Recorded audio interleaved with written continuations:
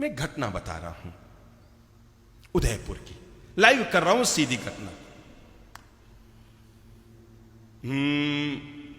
हमारे घर में जाना हुआ, एक ही घर में अच्छा खासा विशाल महलनुमा अमीर घर,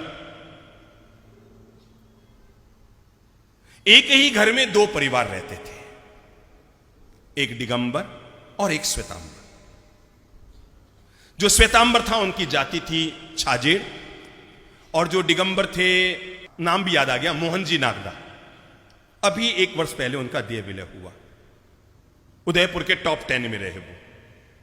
बात मैं तब की बता रहा हूं जब हम उनके घर गए, उन्होंने हमारा बड़ा प्रवचन का आयोजन किया। उनके घर में 2 बेडरूम थे, खूब सारे बेडरूम, पर 2 बेडरूम पता लगा एक में छाजेड़ रह रहा है, एक में नागदा रह रहा है। तो हम चौंके, हमने कहा भाई ये 2 परिवार, एक श्वेतांबर परिवार, एक दिगंबर परिवार, और आप इतने अमीर हैं, आप एक ही घर में, क्या हमारा किचन भी एक है, क्या हमारे सारे बच्चे भी यहीं रहते हैं, बच्चों की बहुएं भी यहीं रहते हैं, हम एक साथ रहते हैं, अब इसका राज क्या हुआ हमारा।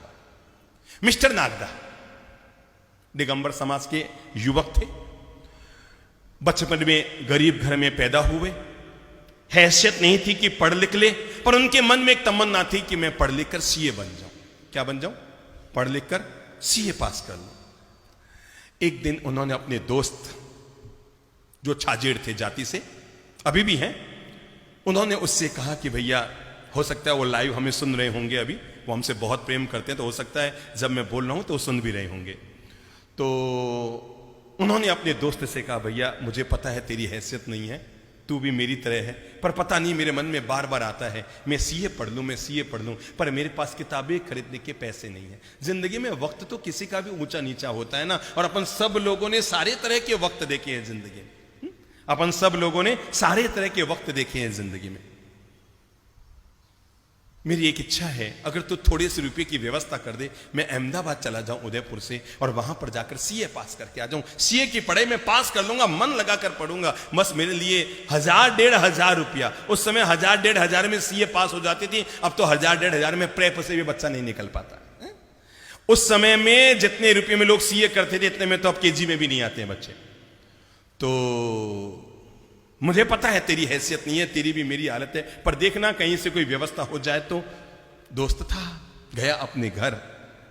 बात ही बात में, ध्यान से सुनना घटना को, किसे कैसे हैं दोस्त। बात ही बात में वो अपने घर गया,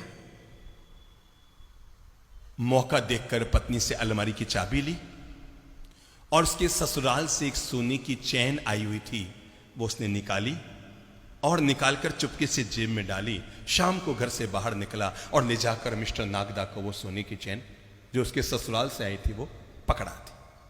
उसने कहा ये क्या, कि बस मैं कह रहा हूं ना, तू इसे लेकर अहमदाबाद जा, इसे बेच देना और इससे अपनी पढ़ाई सीए करके आ जाना। नागदा ने 5 बार मना किया, मोहन नागदा ने 5 बार मना किया, भैया मैं नहीं जाऊंगा, तेरी सोने की चैन बेचकर मैं पढ़ूं। पर उसने अपनी सौगंध दिल दोस्त की, तुझे मेरी सौगंध, तू जा और एक बार सीए पास करके आ जा बस। अरे तू सीए पास कर लेगा तो फिर तेरे सोने की चैनों की लाइन लग जाएगी। सोने की चैन बेच दी गई। वो नागदा अहमदाबाद चला गया पढ़ाई करने के लिए, किताबें खरीदी उस रुपये से, फीस भरी उस रुपये से।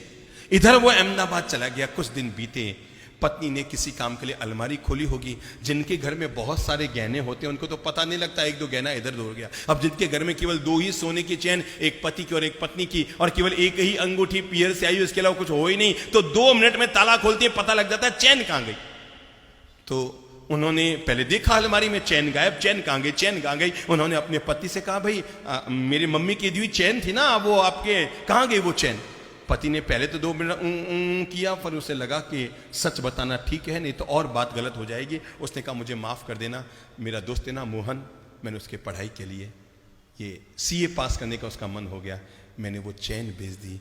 पत्नी ने झट से अपने गले की चैन निकाली और निकाल कर कहा ये भी ले जाओ और अपने दोस्त को दे देना, उसको पढ़ा लिखा कर तैयार कर। कोई फर्क नहीं पड़ता है मैं सोने की चैन पहनूं या ना पहनूं, कोई फर्क नहीं पड़ता है, ये चैन भी उसको दे देना। पत्नी ने चैन दे दी, पति ने वो भी ले ली, उसके भी रुपये बुना कर अहमदाबाद भेज दिए। घटना में आगे बताता हूं किसे कहते हैं कृष्ण और सुदामा की कलयुग की दोस्ती। सर्तिया उनके बच्चे मेरी बात अभी सुन रहे हैं जो मैं बोल रहा हूं, पर मैं बता रहा हूं फिर भी, कृष्ण और सुदामा की दोस्ती किसे कहते हैं। ये उदयपुर का नामजद परिवार की घटना मैं बता रहा हूं। और तब वो सीए पास करके व्यक्ति उदयपुर आ गया, बढ़ता गया, बढ़ता गया, बढ़ता गया, बढ़ता गया। कई कई बड़ी बड़ी कंपनियां उसकी खुल गई, कई कई कंपनियों की एजेंसियां उसके हाथ लगी, कई बड़ी बड़ी कारों की एजेंसियां उसके हाथ लगी। बढ़ते बढ़ते वो उदयपुर के टॉप 10 में पहुंच गया।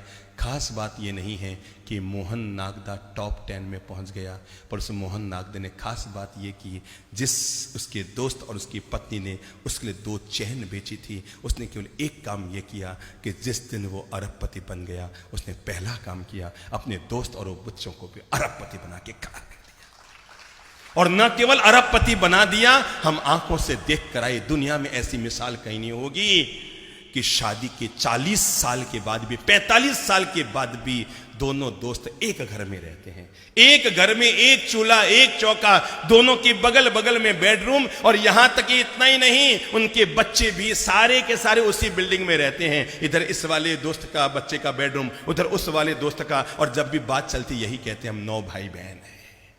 क्या कहते हैं? हम 9 भाई बहन हैं। और जब हम उनके घर गए ना, तो उनका जो कार्यक्रम, उन्होंने भी ऐसा बड़ा कार्यक्रम किया, अमीर परिवार था, तो उनका जो कार्ड छपा हुआ था उस मोहन नागदा में हमारे कार्यक्रम के कार्ड में अपने दोस्त का नाम ऊपर डाला था, खुद का नाम नीचे डाला था। और जब हम घर पर गए और उनकी दोस्ती की सारी बातें सुनी तो हमारे मन में आया, इसे कहते हैं दोस्ती की मिसाल।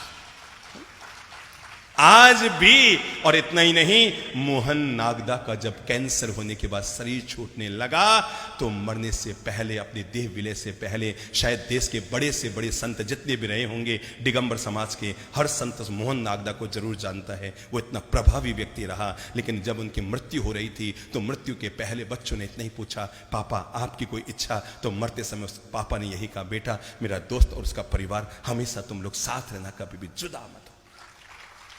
अगर मेरी अंतिम इच्छा पूछना चाहते हो तो कभी भी जुदा मत होना। हाँ मेरे भाई, इसे कहते हैं, क्या कहते हैं?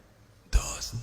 और अगर ऐसे दोस्त जिंदगी में मिल जाए ना, जो वक्त और बेवक्त, बुरे वक्त में और अच्छे वक्त में, ये मोबाइलों के दोस्त हो रहे हैं ना, मच्छरों की तरह इकट्ठे, इनके इकट्ठे करने का कोई मतलब नहीं है। जो मोबाइल, फेसबुक और व्हाट्सएप से दोस्त इकट्ठे किए जा रहे हैं, हम पहचान बढ़ाए जा रहे हैं, इन पहचानों का कोई मतलब नहीं है। जिंदगी जियो ऐसों के साथ जिनके साथ जीवन जीने का आनंद आ जाए। और हाँ,